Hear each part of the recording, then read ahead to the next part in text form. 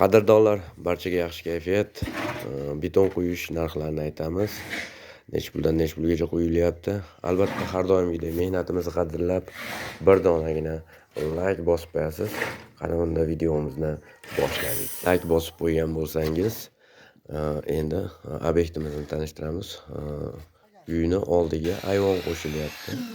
Mana vibratorlar solib quyyapmiz, mana ko'rib turibsizlar. Vibratorda juda ham katta foydasi bor.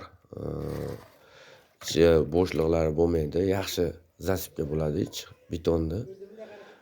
Beton quyayotganda ham albatta ayvonlarni ulanadigan yeriga ko'rdinglar. Perforatorda teshib armaturalarni yaxshilab tiqib oldik, qoqib. Agar shunaqa qilmasa, bilasizlar, yangi beton bilan eski beton qonidan bo'linadi, shu quyilgan joydan ajraydi, o'zinglar mendan yaxshi bilasizlar. O'shini hisobiga armatura albatta erinmasdan teshish kerak. Ayvonga mabodo ayvon qo'shib qolsangiz uyingizga. Ustaga shu betonni necha puldan qo'yib beryapsiz desizlar, razmerlarini aytaman. Xo'sh, bo'y balandligi 60 santimetrdan uruniga 70 santimetrgacha.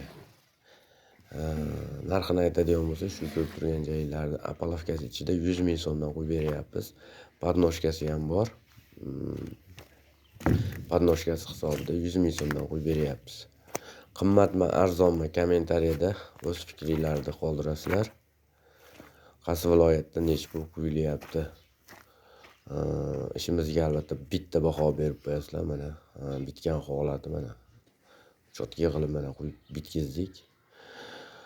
Navbatdagi obyektda ko'rishguncha sog' bo'linglar, salomat bo'linglar, o'zinglarni ehtiyot qilinglar.